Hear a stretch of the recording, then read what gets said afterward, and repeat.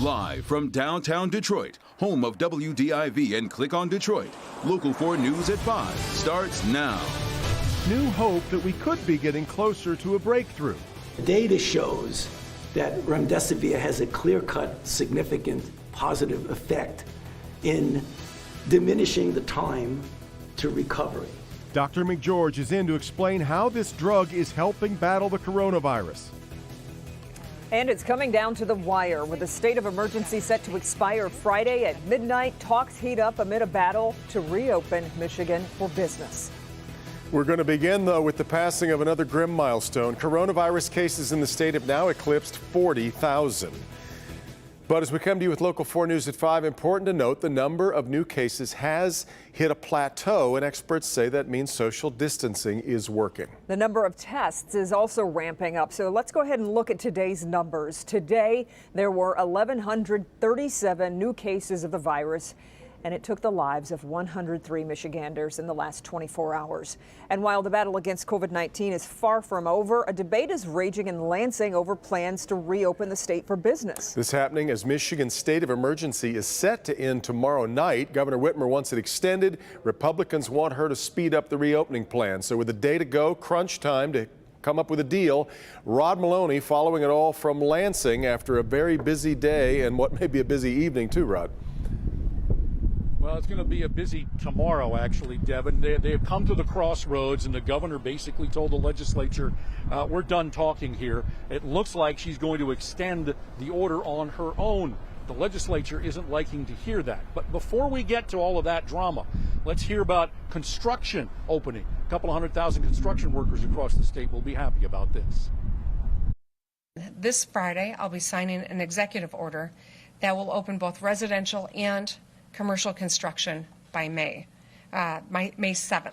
The governor had been hinting at construction returning for days now, and so next Thursday, 8 days from now, she will allow construction to resume across the state of Michigan. But this is not playing well with the Republican-controlled legislature, which went into full session today, looking to decide whether to grant the 28-day state of emergency declaration that the governor had originally asked for.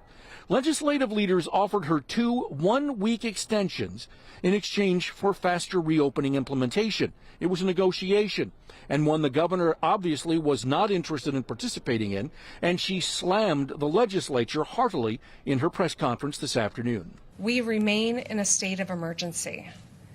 I don't know of any other legislature in the country that is just deciding to declare that the global pandemic that killed 103 Michiganders since yesterday is over.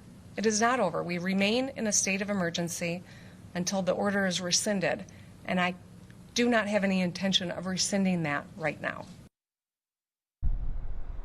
And so where does that leave us? Here at the legislature tomorrow with a vote as to whether to extend or not, and then the possibility of court. We're going to talk more about this coming up on Local 4 News at 6. We've got some sound with the speaker. You'll be able to hear his corner of this. And so as it stands right now, legislature back in tomorrow. There's also talk about a protest here tomorrow as well. Back to you. Well, Rod, the governor put out a plan to help frontline workers get college degrees. Talk a little bit about that.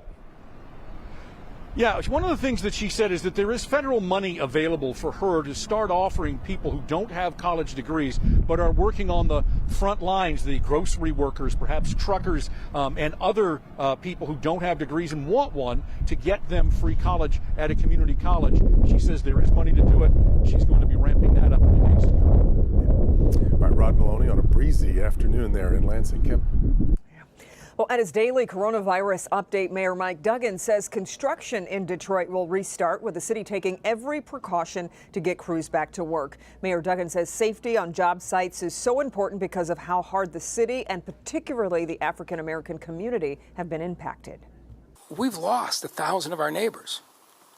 African Americans are dying of this disease 2 to 3 times more frequently than Caucasians if you get infected. We are going to have a higher standard in the city of Detroit. Mayor Duggan says workers will be tested for coronavirus, screened for symptoms daily, and be given masks. The mayor says 16 contractors will start working on city projects in the next 2 weeks. The FDA reportedly plans to announce an emergency use authorization for remdesivir as early as today. That's the drug that was originally designed to treat Ebola and is already being given to many patients. Dr. Frank McGeorge is here with a new study that is triggering this change, Doc. Yeah, Kim, the move comes after Dr. Anthony Fauci expressed optimism about the results of a new study overseen by the National Institute of Allergy and Infectious Disease. That's the agency that he heads. Now, the study still needs to be peer-reviewed, but it suggests remdesivir does make a difference. The data shows that remdesivir has a clear-cut, significant positive effect in diminishing the time to recovery. This is really quite important. The study, started on February 21st, was a randomized controlled trial, the gold standard of research. It compared remdesivir with a placebo in more than 1,000 patients. It is the first truly high-powered randomized placebo-controlled trial. It was an international trial involving multiple sites, not only in the United States, but in various countries throughout the world, including Germany, Denmark, Spain, Greece, the UK, etc. In this study, remdesivir shortened recovery time from 15 days to 11. Although a 31% improvement doesn't seem like a knockout 100%, it is a very important proof of concept, because what it is proven is that a drug can block this virus. The mortality rate trended towards being better in the sense of less deaths in the remdesivir group, 8% versus 11% in the placebo group. Whenever you have clear-cut evidence that a drug works, you have an ethical obligation to immediately let the people who are in the placebo group know so that they could have access. And all of the other trials that are taking place now have a new standard of care. Yeah, and I also want to mention there was a less encouraging study of remdesivir in severely ill patients that was in China. Now, it was published today in the British medical journal Lancet. In that study, the drug did not speed recovery, but that trial was stopped early after enrolling only 237 patients after cases of COVID-19 dropped off so dramatically in China. Well, Frank, what does this new research mean for patients right now? Well, Kim, based on this new research, the FDA is expected to issue an emergency use authorization for the drug, which will open its use beyond research and expanded access programs. Now, that will undoubtedly create very high demand, and then the question will be how well the manufacturer will be able to meet that demand going forward. Yeah, sounds promising. Okay, Doc, thanks. More dire economic news today showing the U.S. economy shrinking in the first quarter at the worst rate since the 2008 recession. This as states move to reopen their economies, and some key guidance from the White House is lifting. Alice Barr in Washington with the latest from there. Alice?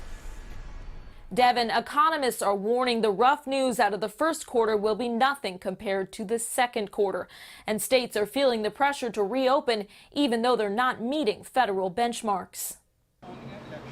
With the White House social distancing guidelines set to expire tomorrow night, President Trump signaling they won't be formally extended. They'll be fading out because now the governors are doing it. The current guidelines, I think you can say, are very much incorporated in the guidance that we're giving states to open up America again. The president meeting today with the governor of Louisiana, who's extending his stay-home orders while relaxing some of the rules. It's sort of a seamless way to do it.